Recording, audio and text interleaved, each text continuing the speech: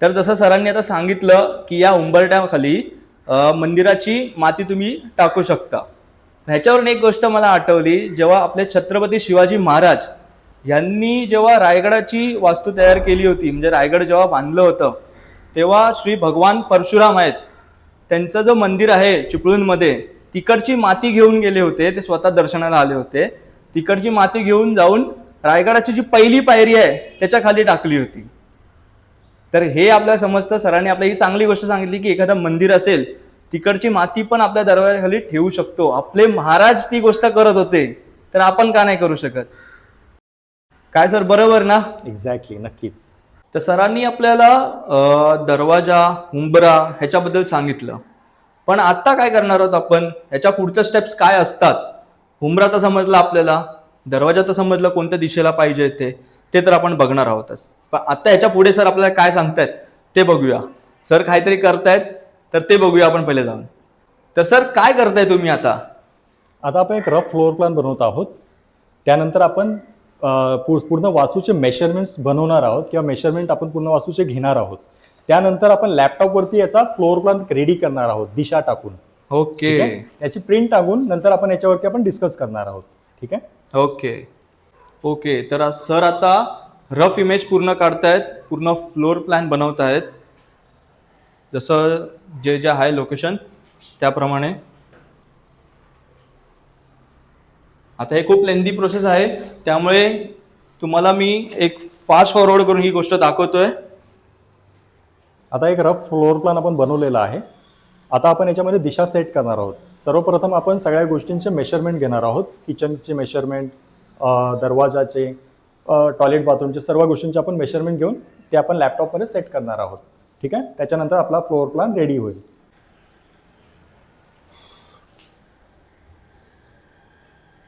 आता हे काय करताय सर? आता आपण मेजरमेंट घेत आहोत. सदर टूलने आपण सर्व दिशांची मेजरमेंट घेऊन एक floor plan, actual floor plan इकडे बनवणार आहोत.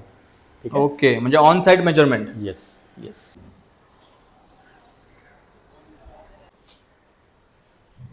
मेजॉरिटी वास्तुप्रवासमध्ये मी एक गोष्ट अनुभवलेली आहे. काही लोक फक्त कंपासद्वारे लोकांना प्रेडिक्शन देतात, जे इन ॲक्च्युअल वर्क करत नाही. जिथपर्यंत आपल्याकडे राईट फ्लोअर प्लॅन नाही आहे, ते योग्य दिशा सेट केलेला नाही आहे, तोवरती आपण राईट प्रेडिक्शन देऊ शकत नाही. छोट्याशा घरासाठी कंपासने प्रेडिक्शन देता येऊ शकतं, पण ज्यावेळेस 3 BHK, 4 BHK किंवा बंगलो प्लॉट्स वगैरे असेल, त्यावेळेस कंपाससोबत आपल्याला लेआउट असणे सर्वात महत्त्वाचं आहे, ज्याचा आता आपण लेआउट प्रिपरेशन करत आहोत. आता सर फ्लोअर प्लॅनवरती काम करतायत. जो त्यांनी रफली पूर्ण लिहिलं होतं त्या ॲक्च्युअलमध्ये PC मध्ये ते डेव्हलप करतायत. थोडा टाईम जातो त्या गोष्टीला. ते झालं एकदा की आपण ॲक्च्युअल फ्लोअर प्लॅन घेऊन स्टार्ट करू. आता आपण आलो आहोत वास्तूसाठी, वास्तू कन्सल्टन्सीसाठी. बट किती चांगली गोष्ट असते जेव्हा एखादा घर कोणी घेतं, तेव्हा किती एक स्वप्न असतात की ही गोष्ट कुठे ठेवायची, ती गोष्ट कुठे ठेवायची, देवारा कुठे असला पाहिजे, मला डायनिंग कुठे पाहिजे, मला ही गोष्ट कुठे ठेवायची, माझी तिजोरी कुठे असली पाहिजे. ह्या सर्व गोष्टींचे प्रश्न असतात मनामध्ये. तर ह्या सर्व गोष्टी आपण ह्या पॉडकास्टमधून पूर्णपणे सॉल्व्ह करतोय. सर फ्लोअर प्लॅन रेडी करतायत, त्यामुळे मी थोडा इकडे आहे. ऑलमोस्ट झाला आहे त्यांचा. सर झाला तुमचा फ्लोअर प्लॅन? येस येस, झालेला आहे. ओके, सरांचा फ्लोअर प्लॅन रेडी झाला आहे, तर आपण स्टार्ट करूया. तर हा आहे फ्लोअर प्लॅन. सरांनी तासभराच्यावर मेहनत करून सगळे दिशा सेट्स केल्या आहेत. तर ह्याच्यावरतीच आपल्याला सर अजून डीपली एक्सप्लेन करतील. सदर वास्तूचा फ्लोअर प्लॅन रेडी झालेला आहे आणि त्याची ही आपण प्रिंट काढलेली आहे. आणि या प्रिंटच्या द्वारे आता आपण पाहणार आहोत की कुठे कुठल्या गोष्टी आलेल्या आहेत आणि कुठे कुठल्या गोष्टींचा निगेटिव्ह इम्पॅक्ट येऊ शकतो, ज्याचं बॅलन्सिंग आजच आपण या इथे आपण त्यांना सजेस्ट करणार आहोत. ठीक आहे. तर सर आपण घराच्या आतमध्ये तर आलो, उंबरा ओलांडून आतमध्ये आलो, पण त्यानंतर सर्वात महत्त्वाचा आणि सर्वात जास्त विचारला जाणारा प्रश्न तो म्हणजे देवारा. तर घरात देवारा कुठे असला पाहिजे याच्याबद्दल पहिलं सांगा. नक्कीच. कसं आहे की या वास्तूचा जो एंट्रन्स आहे तो ईशान्येचा आहे आणि मंदिरासाठी जी दिशा सुचवली जाते ती सुद्धा ईशान्य आहे. पण ईशान्येमध्ये आपला दरवाजा आल्यामुळे आपण काय करणार आहोत, त्याला पूर्वेला आपण स्थापित करणार आहोत. तर पूर्व हा आपल्यासाठी एक सेकंड ऑप्शन आहे जिथे आपण मंदिराची प्लेसमेंट करू शकतो. तर याच दिवाणघरामध्ये आपण या ॲक्सिसमध्ये ॲज पर फ्लोअर प्लॅन पूर्वेचा जो ॲक्सिस आहे हा, इथे आपण देवाऱ्यासाठी प्लॅनिंग करू शकतो. ओके, म्हणजे ह्या कॉर्नरला, म्हणजे इथून इन केलं त्या लेफ्ट साईडच्या Yes. कॉर्नरला देवारा स्थापित करू शकतो. येस. ओके, तर देवारा तिथे झाला. तर इथे जरा हॉल आहे हा, त्याच्यामध्ये बसण्याचं ठिकाण कुठे असलं पाहिजे, त्याची दिशा कशी ठरवली जाते?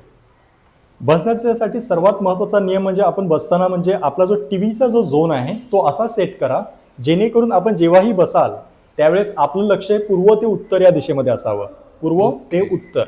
ठीक आहे. तर पूर्व आणि दिशेच्या हिशोबाने बसताना आपण समजा इथे सिटिंग अरेंजमेंट केली आणि फॉर एक्झाम्पल इथेच आपण बाजूला टीव्हीची अलाइनमेंट इथे केली. ठीक आहे. तर इथे बसून आपलं लक्ष हे पूर्वोत्तर असू शकतं. Okay, yes. म्हणजे आपण जेव्हा पण बसतो तेव्हा आपला सर्वात जास्त वेळ हा पूर्व दिशेला असला पाहिजे असं पूर्व बोलतो, ते पूर्व उत्तर. उत्तर मध्ये. येस. ओके, तर ह्या फ्लॅटनुसार ह्या ठिकाणी पूर्व उत्तर दिशा येते. येस. Okay sir. जर याच वस्तूसाठी दुसरी दिशा जर आपल्याला ठरवायची झाली हा, तर ती दिशा आपण इथे सुद्धा सेट करू शकतो कारण ही दिशा येते उत्तरेची. ओके. उत्तरेला सुद्धा जर तुमचं लक्ष येत असेल तर आपण उत्तरी कुबेराची दिशा आहे ओके. जी सुद्धा प्रॉस्पेरिटीची दिशा मानली जाते. अच्छा, म्हणजे उत्तर दिशेला पण बसलं तर चांगलं. मेजॉरिटी केसेसमध्ये मी एक गोष्ट अनुभवली आहे ज्यावेळेस लोक वास्तू फॉलो न करता घर बनवतात आणि ते बसताना असे बसतात त्यांचं लक्ष सदैव नैऋत्य पश्चिम किंवा दक्षिण दिशेत असतं. ओके. तुम्ही ऑब्झर्व करा अशा लोकांचा जे बोलणीचा जो प्रकार आहे ना तो खूप नेगेटिव्ह फॉर्म मध्ये असतो किंवा खूप उद्धट स्वभाव असू शकतो. ज्यावेळेस पण तुमचं जास्तीत जास्त लक्ष पूर्वोत्तर असतं तुम्ही त्यावेळेस तुमच्या बोलण्यामध्ये ना एक प्रचंड अशी स्पिरिच्युअलिटीचा एक फील येऊ शकतो. एक प्रॉपर सॉफ्टनेस तुम्हाला जाणवतो. एक आध्यात्मिकपणा अशा लोकांमध्ये जाणवतो. हा आहे या दिशेमध्ये पाहून बसण्याचा प्रभाव. तर लिव्हिंग रूमचं तर तुम्ही सांगितलं सर, पण सर्वात जास्त आवडती रूम म्हणजे गृहिणींसाठी तो म्हणजे किचन असतो बघायला गेलं तर. आणि आता ह्या घरामध्ये किचन कसं आहे याच्यावरती थोडं आम्हाला सांगा.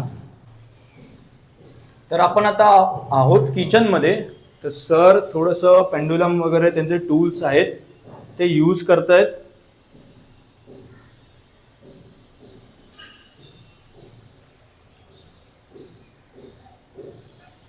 सदर वास्तूमध्ये जो किचन आहे ना तो अग्नितत्वामध्ये आलेला नाहीये.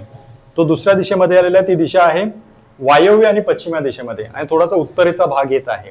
त्यामुळे आता इथे सगळ्यात मोठा बॅलन्सिंगचा चॅलेंजिंग टास्क माझ्याकडे आहे. ठीक आहे. कारण उत्तरेकडे जर चुला आला ना त्यांचा फायनान्स बिघडू शकतो जे की मला होऊ द्यायचं नाही. आणि मला आलेले उत्तर आहेत ते सुद्धा हेच सांगत आहेत की इथे चुला असता कामा नये. तर आपण काय करणार आहोत चुल्याची जी प्लेसमेंट आहे थोडीशी आपण शिफ्टिंग करणार आहोत वायू तत्वामध्ये. ठीक आहे. आणि जलतत्वाचा हा जो सिंक आहे या सिंकला आपण पश्चिम साईडला चालू शकतो कारण पश्चिमेला जलतत्व चालू शकतो म्हणून या सिंकची जी शिफ्टिंग आहे आपण पश्चिमेला या दिशेमध्ये करणार आहोत.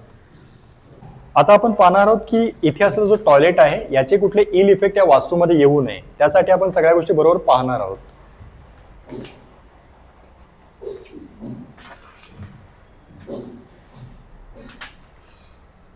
या वास्तूमध्ये एक प्लस पॉइंट आहे की हा जो टॉयलेट आलेला आहे हा दक्षिण आणि नैऋत्येच्या मध्ये आलेला आहे. दक्षिण आणि नैऋत्येच्या मधला हा जो स्पेस असतो हा डिस्पोजल ऍक्सेस म्हणून मानला जातो जो वास्तूच्या टॉयलेटसाठी सर्वात चांगला मानला जाऊ शकतो. ठीक आहे. तर हा जो टॉयलेट आहे इथे काही नकारात्मक रिझल्ट तेवढेसे देणार नाहीये. ठीक आहे. म्हणजे तो बॅलन्स आहे.